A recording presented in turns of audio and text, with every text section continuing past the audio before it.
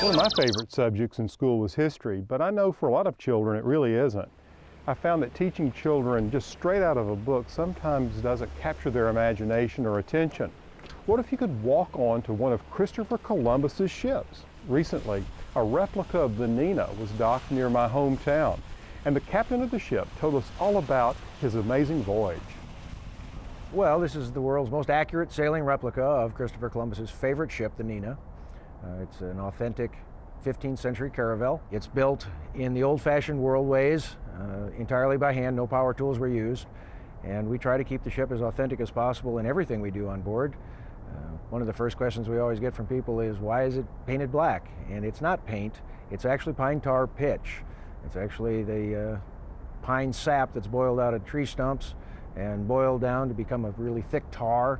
And we actually apply it to the ship to waterproof all the wood. And as you look around it, you can see some spots that are a little lighter in color. These are spots that are worn repeatedly and need a little bit more application of the pine tar on them. And the entire ship gets redone about 1.5 times a year. You're never truly ever done with the job. We just start over. It's all powered by human muscle, of course. As we move on down the side of the ship, you'll notice that the decks are sloped a little bit. That's to allow the water to run off the sheeting action. The cargo hold down below decks is where Columbus carried everything he could possibly need to have for his entire length of his voyage. There was no stopping anywhere to pick up anything on the way, of course.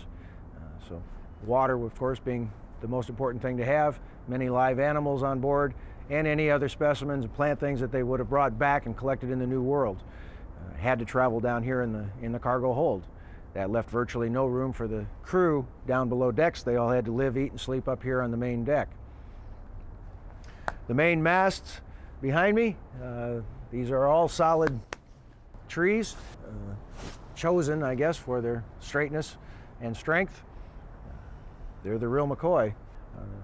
All the lines that we use are natural fiber, such as the manila or sisal. The ship's launch, which was the primary means of getting transportation between the ship and the shoreline, so that obviously no place to tie up a ship in the New World. They would have had to anchor out in deep water and rowed to shore, or if the winds were not blowing at all, they would have put it over the side with the crew members to literally tow the ship across the ocean under human power again.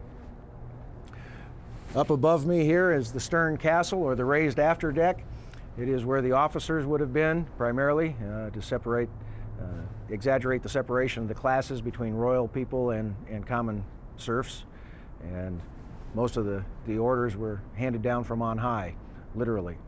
People often ask to see the ship's wheel. These ships didn't have wheels. The steering wheel on a ship didn't come for nearly 100 years after this. They're all still steered by means of a tiller. The tiller is attached to a rudder out the back of the ship. It weighs over 600 pounds, and we literally have to have somebody standing on this tiller to push it back and forth to steer the ship when we're underway. We have a small compass here right directly behind this mizzen mast, and that allows us to keep our bearings when we're out at sea, of course, when there is no land to be seen anywhere. It's very easy to become disoriented and lose your way without a compass.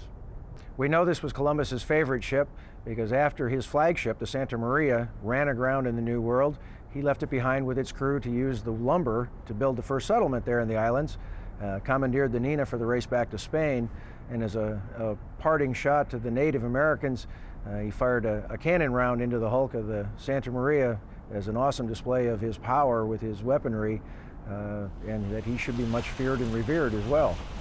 And during his journey back to Spain, of course, found out that this was the ship he was really interested in having it underneath him.